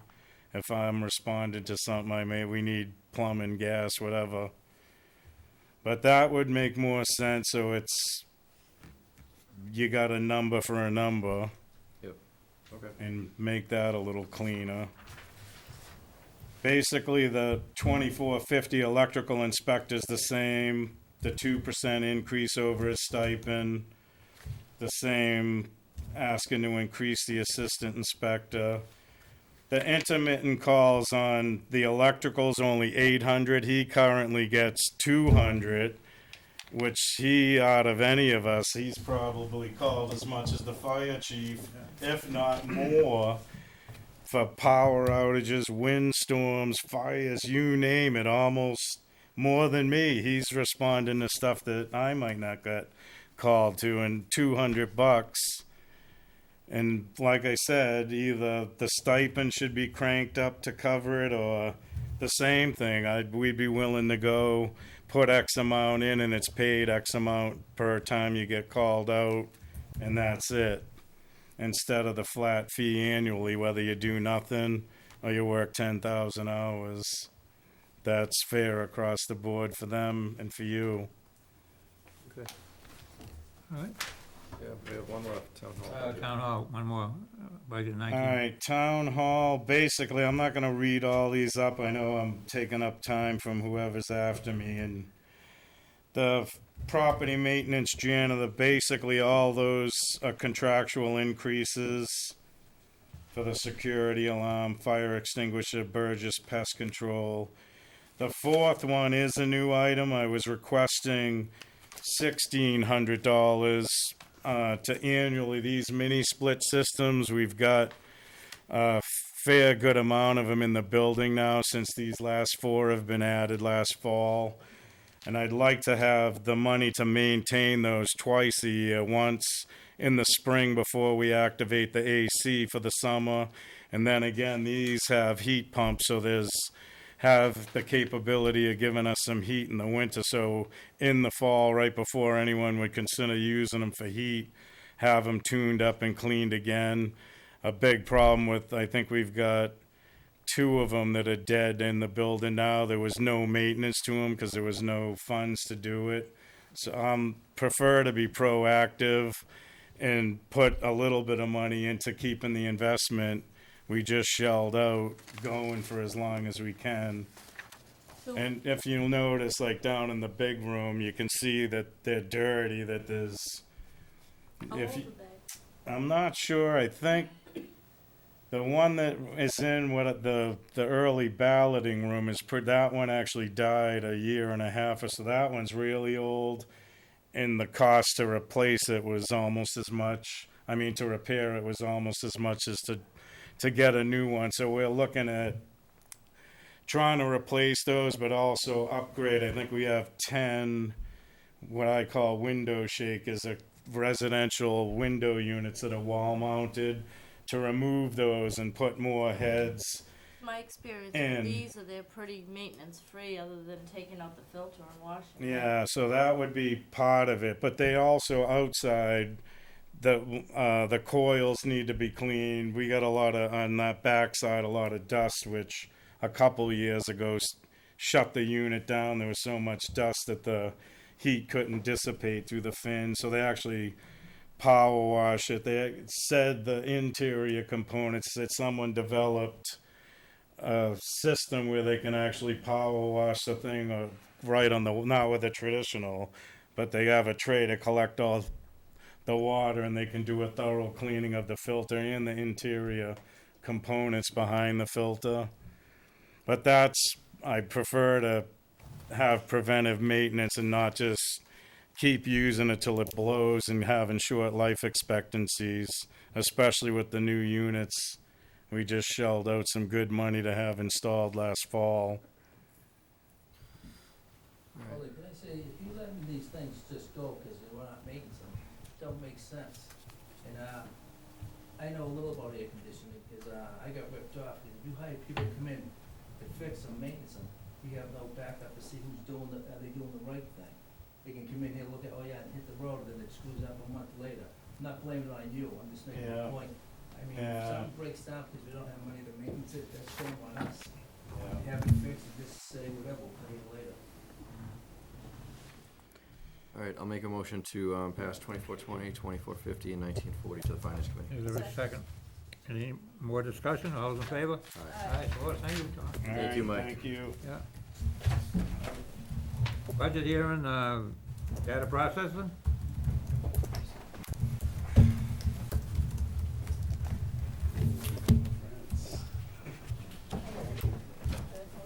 Good. Not on the one I'm looking at, but they do, they got the same thing. You're Go ahead, Ed. We're ready.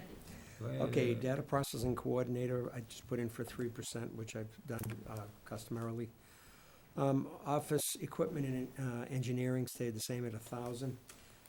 Data processing services, we have an increase with KBS, so that's up about $1,000. Network tech consultant has had a bit of a jump. We had an increase from Hub. We've gone 2 years without an increase, but they've also expanded their services. So basically, I don't get bills during the year once I pay this, unless it's something, a new piece of equipment or, after hours service and so forth. So it's kind of paid off. Also, some of the older equipment that we had service contracts on, we've eliminated because of the new SimpliVity system that we put in. But our phone system and the Wi-Fi system have now reached the point that we have to put a service contract on them, and the phone system was pretty substantial. Internet, we've had a bit of an increase because I've increased the pipeline over to the water department, so they're almost as good as if they were connected right on the fiber network here, right within the town. And if that's not quite good enough, I can make it even better. Computer supplies kept the same. And computer equipment, I went from 4,270 to 5,000. I had to put 2 switches on the fire department this year, $12,000. So, I mean, these, some of this stuff, so that kind of would offset it a little bit. Any questions? No. Any questions? Is there a motion to sign the FinCom? Make a motion to sign this budget. Second? Second. All in favor? Aye. Thank you, Ed. Thank you very much. Thank you. Take care. Okay, budget 2,200 fire department? Okay.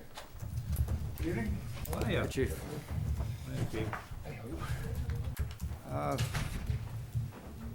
Simple, everything, starting at the top, 5111, just basically contractional. Clerical salaries is figured on a 2% contractional. Permanent salaries was contractional with about 5 step increases. That's why that's up a little more than just 2%. The other ones, the recall items, just reflects the overtime rate of what they get.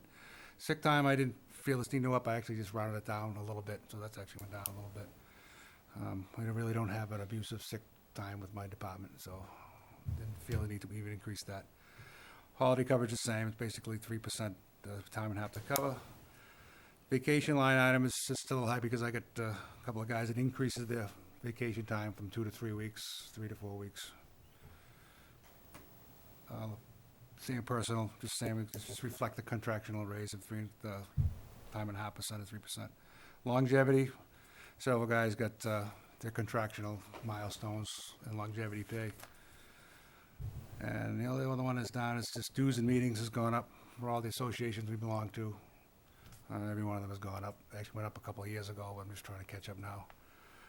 Pretty much that's the 3.3% total budget increase. How about equipment there? What's your plan? You have any plans as far as what you're gonna ask for, or The capital budget? capital budget? Yeah, I was replacing a service truck Okay, to get rid of the old cruiser, our old okay. retired cruiser with 160,000 miles on it. I don't No? have any questions No. on this budget. Yeah. Do you have any questions? See, well, No. no. It's exactly what we were looking for, is level services. No, he does a great job with Did that a great budget. job on the budget. Is there a motion sent around to FinCom? I'll make a motion to pass the budget to FinCom. Second. Second? Thank you very much. Thank you. All in favor? Aye. Aye. Okay. Thank you, Chief. Thank you. Good chief.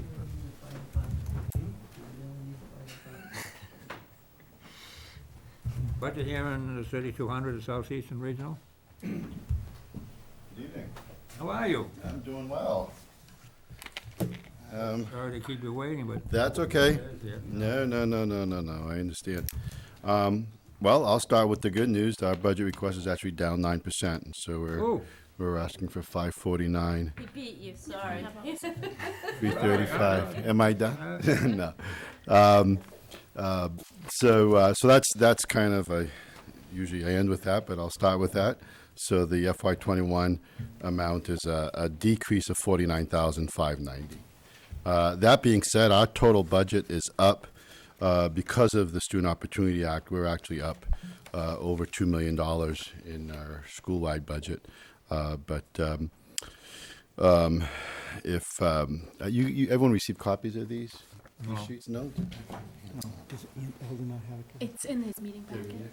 Okay, I made it. It's in all of their meeting packets. And I'm not going to go through all of it. I know you have a very busy agenda, but Thank you. if there's any questions you think of after, please reach out. I know we're presenting, I think, tomorrow night as well to the FinCom. But if just go right to the last page, I thought I'd maybe just spend a minute just kind of explaining the Student Opportunity Act and how it affects West Bridgewater. Basically, under the whole Student Opportunity Act over the next 7 years, there's going to be a big influx of funds for education, particularly for low-income students, English language learners, and special ed. So because we have a large number of those students, that's why we're receiving additional. But in terms of West Bridgewater, if you look at the change for all the school-age children in West Bridgewater, the required net school spending, which is the minimum amount that needs to be spent by the town, I mean not by the town, between the town and the state aid, has gone up $682,705. So I'm sure that's going to affect your school budget a little bit. But the Chapter 78, which is the row above that, which is how much you're getting in aid from the state, is only gone up $148,756. So so even though the Student Opportunity Act puts a lot more money into education, for certain communities, that also increases your burden in terms of what you're going to have to pay. And this year, And I'll just go right back to the very front page, which is the summary for West Bridgewater. The reason why the assessment is down, there's several factors. One, enrollment is down. There's 8 less students going to Southeastern. And enrollment as a percentage of community is down, so that affects it, and enrollment as a percentage of the district. In other words, we actually have more students. So it used to be last year that the students from West Bridgewater made up 3.3% of our student population. That's down to 2.7. But the factor that is going to drive the assessment and the per pupil cost for the town is the municipal revenue growth factor, and that's at 5.04, which is great news if you're a property owner in West Bridgewater. You're probably no surprise that the property values are growing, and West Bridgewater as a community is doing very well. The flip end of that is the state says that's great. West Bridgewater is doing really well. They don't need as much state aid from us. So you're going to see that over the next 7 years. So just, I'm sure, as you're budgeting, prepare for that. And the other thing, which is counterintuitive, is as opposed to a lot of other communities, the number of school age children is actually going up. So you went up from 1,126 students, K through 12, pre-K through 12, up to 1,149. And it's counterintuitive, but the more kids, the less you pay. So that's another reason why your assessment went down. So for example, I was in Easton, who also had an enrollment decrease, but their assessment is up almost $100,000 because overall there's less kids in Easton. So it's counterintuitive, but the more kids that come into West Bridgewater, the less you pay per pupil and the more state aid you get. And that's based on the relative wealth formula, which is a bunch of factors. So I don't know if you want me to stop there. I can go into, our total budget, which I mentioned is up about $2 million, 7.7%. But the bottom line for West Bridgewater is that it's down. The only last thing I'll highlight is we're able to reduce our transportation costs by about 21%. So that's great because that's savings that goes right to the communities' back. So that's another reason why your assessment is down, because the transportation costs are down as well. Okay, any questions? I do not have any questions. Any questions? Okay, is there a motion to send it on to FinCom? So moved. Is there a second? All in favor? Aye. Thanks for coming in. Great, Thank you. Thanks, Louis. Okay, moving along, Thank you. Board of Selectmen budget, I guess, next thing on the agenda. Yep, so that's budget 1220. Yep, so it's budget 1220. I'll do it on your behalf. There are only 2 changes. They're both contractual. It's for the appointed salary and for the ladies in the office. Other than that, everything else has been level funded. Any questions? Nope. Okay, is there a motion to move that on? So moved. Is there a second? All those in favor? Aye. Budget 1310, Finance Committee. Yep, and if it's okay with the board, I'll do both of them at the same time. Finance Committee at 1310, that is level funded, same dollar year over year. And 1320, which is the Finance Committee Reserve, that is level funded at the same dollar year over year as well. Okay, ratify FY, motion to send that on to FinCom. Motion to approve those, to send those 2 budgets to finance. Is there a second? Second? Second. All in favor? Aye. So voted. Ratify FY 21 non-union personnel contracts, Director of Elderly Service. Yep, so the 3 contracts in front of you are all 3-year contracts for the Director of Elder Services, the Building Inspector, and the Assistant Town Administrator. And in the spirit of what we have, our new process with all department heads, myself included, is that all new contracts are a 2% increase, so those are all 2, each one of them. Any questions? Yeah, those things, let me cut you off, but are those on the total budget, the total package, is that just on hourly wage of 2%? The 2% is on the entire salary. Including the benefits? Benefits or whatever the health insurance benefits are. No, I'm just saying, if they're getting $25 an hour, and the benefits bring it up to $50 an No. hour, is 2% based on $50 or just the $25? On the $25. Hourly rate, yeah. Based on the salary, not the total compensation package. I'll make a motion to ratify the Director of Elder Services, Building Inspector, and Assistant Town Administrator's contracts. second. Any discussion? All in favor? Aye. So voted. Ratify the personnel contract amendments, Assistant DPW Director. So the Assistant DPW Director is on the old formula that we had, which is based on goals and merit pay, and his increase is 2.5%. Motion to approve or to ratify the amendment. Is there a second? Thought we were doing 2%. This is a contract amendment, not a contract. So this is under the old contract where they received so much in a raise plus whatever goals and if they had a positive evaluation as well. Oh, So they could get from 2.25 up to 3.5. So this is when it's at 2.5. And again, this is under the old formula and it's in his last year. It's all for anybody who's in the contract amendments, this is the last year. All new contracts going forward have been at 2%. second. All in favor? Aye. Aye. Aye. So voted. All right, discussion, vote on LED streetlights. This started with Mr. Hughes up there, you know, you'll hear him at our town meeting, and me being the people's selectman, listen to him, and I move it forward. We got a hold of Joe Cardinal, who's the head for the National Grid, and he explained the situation. If we go to LED lights, much more light, and they also run a lot cheaper. I talked to Bob Moran about this too, and his suggestion to me was, don't go and try to do it yourself, have the National Grid do it. There is some fees, I don't know, David, if you talked to Joe Cardinal about this, but it seems to be a good way to go to get more light and also save money. Yep, you're absolutely correct. So I had a lengthy conversation with Joe this afternoon about it, and as a result, I'm going to be meeting with him. I've asked him to forward me over an executive summary over the program. Right now, we have the old-fashioned sodium lights. National Grid, if that light burns out, they put in and replace it with a new sodium light. And so if there are two different ways that we can have control of our own destiny in converting to LED. One is just to purchase the lights outright, which I would strongly recommend to not do it. I actually have personal experience with this in a different town.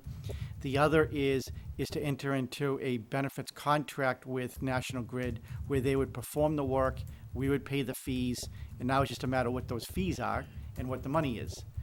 So I've asked him to put all that information together, present it to me. I'll sit with him. Once I fully understand it and can appropriately advise the board, I'll bring it back to the board. So performing the work means changing the light bulbs. Correct. So you put it on the next board of, Whenever he gets me the information, I'll certainly make sure that I bring it back to the board, yes. I think maybe talk to another town that's entered into this. I think Randolph. East Bridgewater is just getting into it. East Bridgewater's doing it. I think Randolph is completed. Yeah. Yep, yeah, he told me East Bridgewater just signed up as well. So again, I just want to look at the lights details. there, you know, they're up high wattage like the ones I have up on Copeland Street and all that, and they'll be brought down to wattage, and we gotta pick out what we want for the wattage of the other ones. They're very, very helpful, and I think it's a good thing to look into and probably enact if we can save some money also too, you know. Yeah, to be honest with you, Get better lights. Good idea. it is a good idea. And speaking to Joe today, it seems like an extremely good program for the town. It looks like we have a potential opportunity to save some money, have a better lighting system that lasts longer, and being environmentally sensitive all at the same time. So I've never experienced that in my entire life, that it's better and less expensive with no catches. And quite frankly, Joe admitted, he said, I know, it sounds too good to be true. So I said to him, just let me look at the program. I just want to be able to understand it all, Yeah, right. so we can exactly understand what our fees are. Because at this point, they have not communicated any numbers to us. It's just all been conceptually based. So I just want to see the program so I can advise the board and then hopefully go forward with it. Okay. Those lights give off those lights give off a lot brighter light, and they're not as hot as these things up here. My son's yeah, a union yeah, electrician, he tells me all the time. Yeah. Talk to the wrong guy. Okay, so you're gonna get back, site plan review, special permit of the Board of Appeals, proposed demolition of existing hair salon, construct, Valvoline instant oil change facility located at 402 West Center Street, next to the Market Basket there, where the beauty parlor is now. She sold that, and that's what they are going to put there, you know? Oil change facility located at 402 West Center Street. Yeah, so it'll be Does the board have anything with that? No, I suppose conservation would be. Well, they have to go through the regular,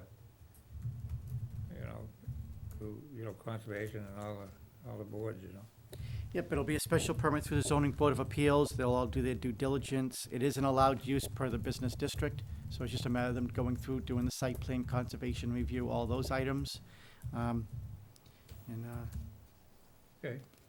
so the board doesn't have any comments? All of it, okay. No. Site plan review, special permit, planning board, contractor's yard located at 445 Cannon Street. So this currently is actually a residential house on Manley Street. It looks like it is not vacant. The person, I could have that wrong, it doesn't list the information as whether it's vacant or not. I'm going by driving by the house. So what they do is they purchase this property. You'll see in the left-hand side, that rectangular area, that's where the house is. And that behind the house is where they're going to propose this contractor's yard. They're not going to build any buildings. All they're going to be doing is storing loam and mulch. So the idea is that as the contractor needs the material, is that they will pull in, load up their pickup trucks, and leave. There'll be no bathroom facilities. There'll be no parking. It is literally just storage of material. How is this zoned? Is it zoned commercial? It is, no, it's actually zoned on general residential and farming, but loam, the storage of loam and mulch is an allowed use in that district. Yeah, okay. Okay. Just mulch and loam, no gravel, no. So I can't speak to the bylaw because I didn't study that part. All I know is what their proposal is, the loam and the mulch, and that's what's in their project narrative. How many residents are around this area, David? There's a couple. There's, on one side, there is a resident. On the other side, it's commercial.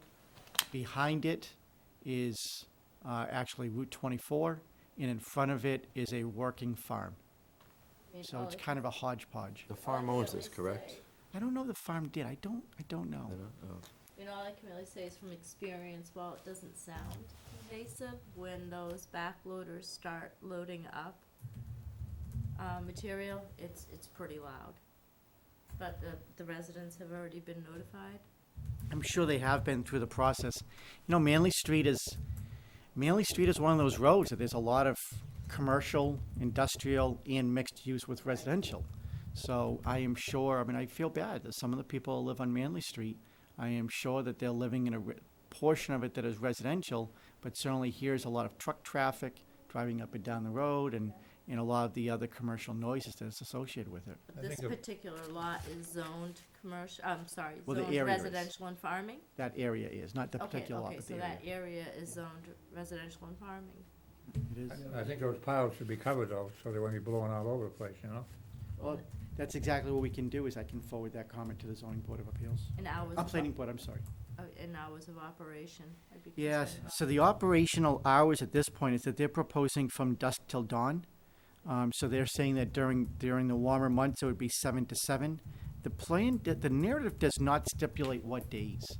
It doesn't say Monday through Saturday, Monday through Friday, 7 days a week. It just simply says dawn till dusk and 7 to 7.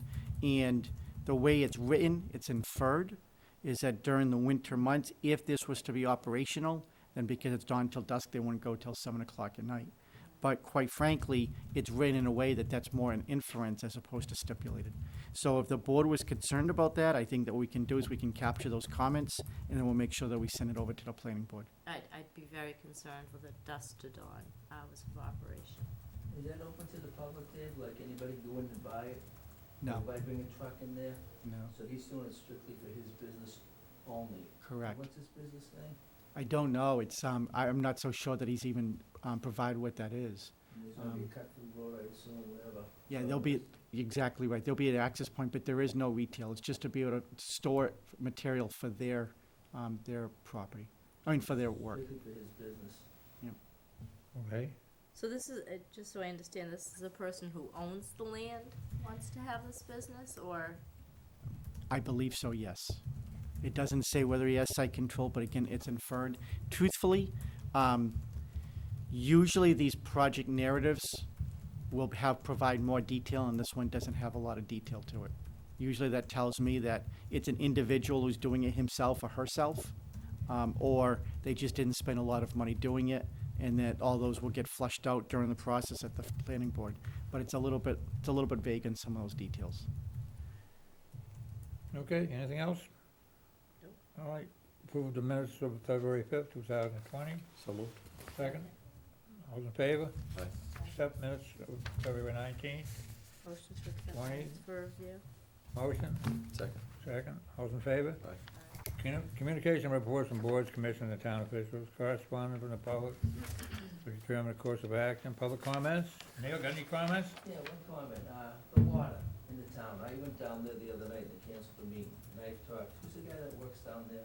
Wayne? Wayne. Uh, And he said whatever the reason was, and I do believe, but yellow water coming out of his faucet, I mean, brown when you flush them, things like that. Have we looked into that more, like, say, have you, the selectmen, said, let's had them up here and asked them what's going on? Because I know I've called down there because I care about the water. I mean, it's my drink, it's in their backyard today, it'll be in my backyard tomorrow. And then when they flush the drains out there, the hydrants, you're gonna get brown water, dirty water, but they get yellow water. So Wayne, we have talked to Wayne, I've talked to Wayne too, and what he explained is he had issues with some of the stations going down, and I can't explain it as well as he can. I kinda understand, I agree with you, I'm not going that far, I'm just. Yeah, but you know, at a high level, he had issues with a station going down because of mechanical issues, then we lost power, so then that compounded the problem. He tried doing what's called, and he's trying to be as conservative with what he's doing to not make the problem worse, so he's doing what's called low velocity hydrant flushing. And that can result in discolored water. It's not gonna clear up the problem as quickly as if he did a high power flushing, but the other thing with that is you can't do that at this time of year because of the temperature. So he can only do the low velocity flushing. He's stated that while the water is not appealing, it is safe. I know that doesn't bring a lot of comfort because I don't have yellow water today, but I've had yellow water over the past few weeks. But they've been working on it, and I even saw where someone commented, you know, this is so rare, I've never seen this happen, so all I did was go on other pages and put in different towns in yellow water.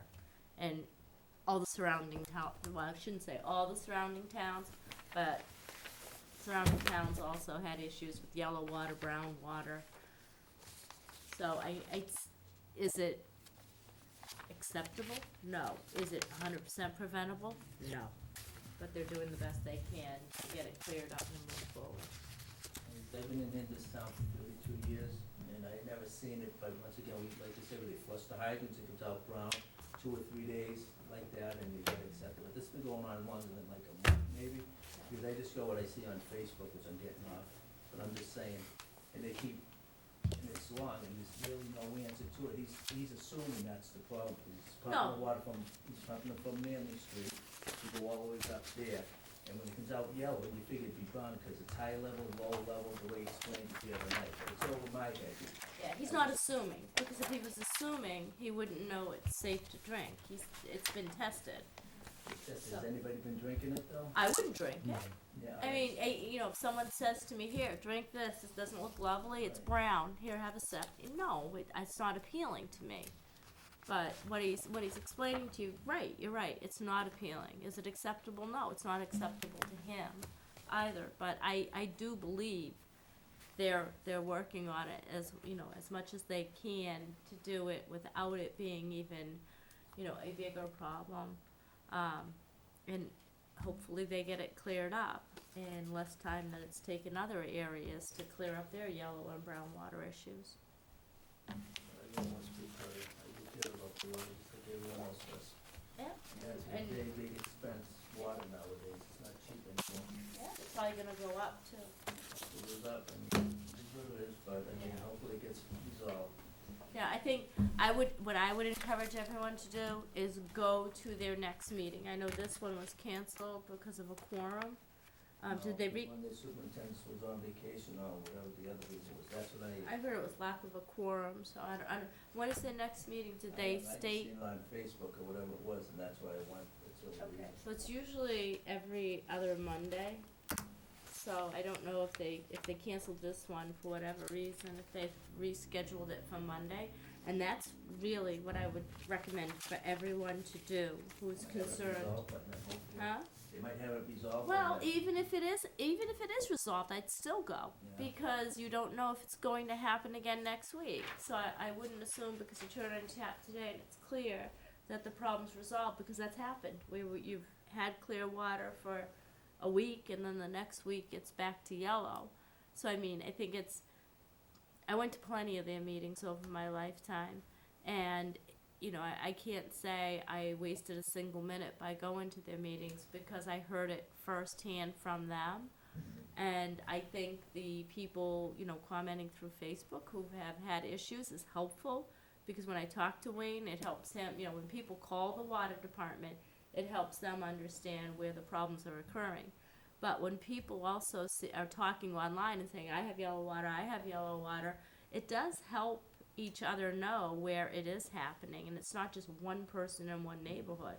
You know, it could be 5 people in one neighborhood. It could be more concentrated than what they're expecting. So I think that's helpful. Okay. A request for the town administrator's report. All right, thank you, Mr. Chairman. So the first 2 items on here is just that I signed off on the use of town properties. Letter C is an annual request from our state senator, Walter Timilty. He is looking to see what the FY21 funding projects that we're looking to fund here at the town of West Bridgewater that he can champion at the state level. I just placed as to what you asked me to do last year. It was in reference to receiving some funds for 2 intersections and also for the 40B project. Unfortunately, we didn't get any of them funded. However, he has a deadline of Friday, so obviously I think, my personal opinion is that the East Street, East Center Street project is done, complete, and we haven't been able to receive funding. I think my next hope is for a traffic signal project. This year we'll do the Howard Street and the Route 106 because we have 50% matching, or 50% or so from the state through complete streets. So I'm hoping that we can look at Matfield Street and Route 28. So I would like to be able to resend that off to Senator Timilty. I certainly have no problem looking for funding for the 40B project as well. And then if there's anything else that you may desire. I'd like to include funding for the 40B project, because although there are those bills sitting there, I think we have a big stake in this. I agree. So I think having our own study done, because Wareham and West Bridgewater are significantly different. Mm-hmm. So, you know, just to protect our own interests and make sure we can get them heard as well at some point. Mm-hmm. Okay, Does sound good to me. sounds good. And I will pen that memo and send it off to the senator tomorrow. The next one is I've got to be honest with you. I've been a manager for almost 30 years, and I am never seen this occur. We had a long-term contract with our cleaning services, and I came to work one day, and there was a letter on my desk and said, they're not making enough money. I know they're not making a lot of money because it's pretty inexpensive. And as a result, they're walking away. They didn't ask for more money. They didn't try to renegotiate. And in fact, what they say in here is that they're a little bit offended that over the 7 years that I've been here, that they have never been provided an increase, except for one time, which was when the minimum wage went up. And that is true, but I'm not in the habit of usually volunteering to pay people more. They didn't request it, and so therefore, I just always kept the service the same. I thought I was doing the right thing. So in any event, with that said, we have been self-collecting the trash, trying to do some of the cleaning ourselves. Obviously, we can't continue to do that. So we have been out bidding, we've been bidding out to a couple of other contractors to see what it will be. There's no doubt it's gonna be more expensive, because this one here was ridiculously inexpensive, and I understand why they were losing money on it. So we're out to bid. So I'm just giving it FYI to you, because unfortunately, the budget that Mike White presented earlier in 1940, which is Town Hall, we pay for our cleaning services out of that. That budget currently had about a 4% increase for other maintenance items. I'm gonna have to probably increase that budget when you do your budget review to reflect what the difference is in this. How long did we have their services for? About 8 years. And they did a great job. I would say they did an okay job.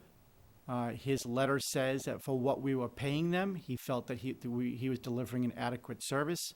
The reality is this town hall, the price I negotiated with them 7 years ago, they charged us $40 a night.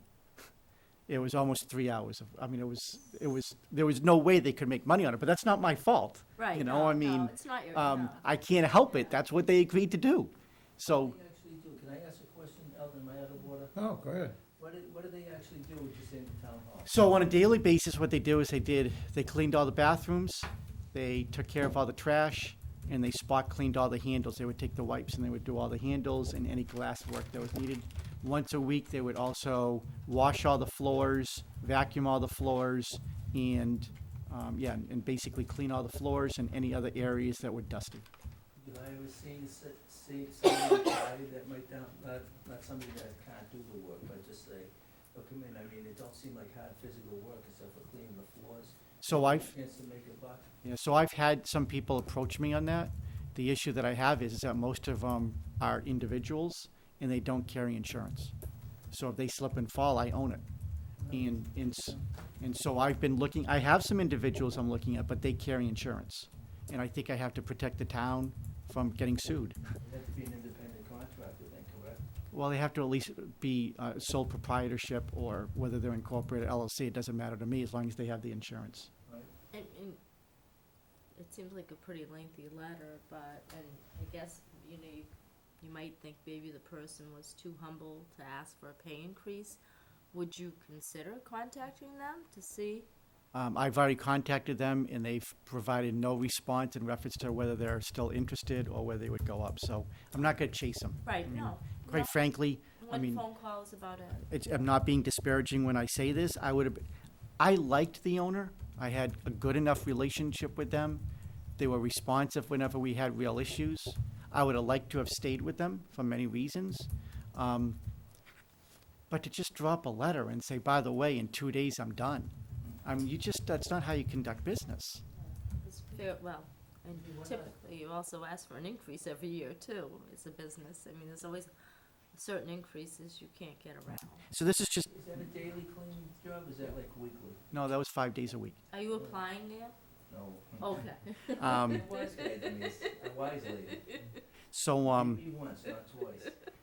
So that was just an update so that way you know, because eventually it'll have a budgetary impact. The last on this agenda, although there's 2 other quick items I want to mention to you, is that an update. The Finance Committee, when it met last week, was looking to try to make some changes to its existing bylaw. The Board of Selectmen named a bylaw study committee last year, and so that has been passed along. There are other bylaws at the bylaw study committee that will reach your desk. Normally, we don't bring it to your desk early. I'm only doing it because I think out of courtesy, it affects the Board of Selectmen in 2 areas. One is that the existing Finance Committee, by right, the Board of Selectmen sit on as ex officio members. And the Board of Selectmen, because I'm your liaison, I usually go. The Board of Selectmen don't normally go to those meetings. Usually the Finance Committee does it. So bottom line is they're looking to remove the Board of Selectmen because they are challenged with quorum issues. They currently have potential for 9 members. They're looking to reduce it to 7.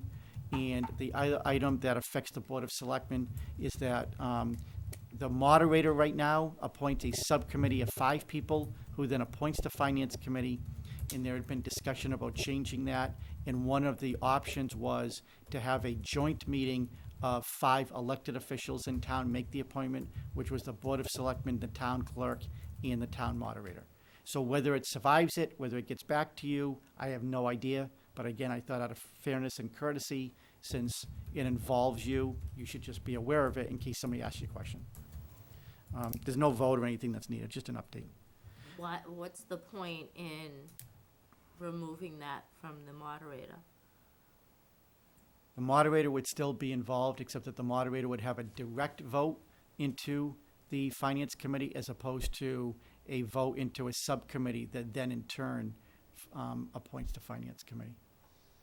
So, What's wrong with the way it is? I don't understand. and again, we'll see what happens. We don't know how it's going to happen. Last two items. One is that just hit my desk literally right before the meeting. The Board of Health, yesterday I was on a conference call with the Department of Public Health. Today I was on a conference call with 26 other managers of my colleagues in the South Shore, concerned about the impacts of the coronavirus. I'm meeting with department heads tomorrow, and I'm going to place out a letter to all employees that eventually, a similar one will go out to the town as well, as to what we're trying to do to make sure that we don't, that we just take it seriously. The Board of Health has just issued an order that they are saying that anybody who has the flu or has been in contact with the flu or has traveled out of the country within the last 2 weeks, they're asking those people not to enter any public building without a mask. If they have any questions, they can contact the Board of Health. I'm meeting with the Board of Health to get more information about it tomorrow. And the last thing is really just a thank you. I think the town clerk did a really good job with elections. We had about 1,700 people vote, and the election yesterday was steady. It wasn't overly busy, but it was steady. But truthfully, these are one of these state-required mandates that I get very frustrated about, because they have now mandated early voting. So for all of last week, we held a daily election. And they don't reimburse for overtime expenses. When Annie and Sharon are doing the work related to elections, that means it's coming at a cost. If you're coming to the desk to try to get assistance, they're not there. And they're tired. You know, it's a long week for them. And quite frankly, people talk about that we don't want to suppress a vote, because they certainly don't either, is that the end result, and it's not just in West Bridgewater, but statewide, is that we are capturing the same volume of voters at the end of the election, just over a 6-day period instead of a single day. So it's just a lot more stress on that office, but I just wanted to be able to commend Annie and her staff, because I think they did an excellent job doing what they had to do under a state mandate. Is that every year, or is that just presidential election, the early voting? So last time it was only for presidential. Right. This year they made it for the primary and presidential, and I am sure, based on the information I have, they will continue to expand it. They should be compensated, it is a long time. I heard the comp time, they might get days off, whatever it is, but nothing for nothing in this country anymore. No, and again, when you have a short staff, like for example, if we said to Annie, hey, you know what, here's comp time, are you gonna close the office for 3 days? They work 5 days. Do we close the office for 5 days? You can't do it, because then residents get upset. You know, so comp time's not the answer. Just close the dump down for 1 day. But you're absolutely right. I mean, it's unfair. We did early vote because we came up and we had to, but it was very efficient. Yep. They got us right in and right out. You always did. That's my report, Mr. Okay, Mr. Chairman. anything else? I want to thank everybody for listening, and good night. See you later.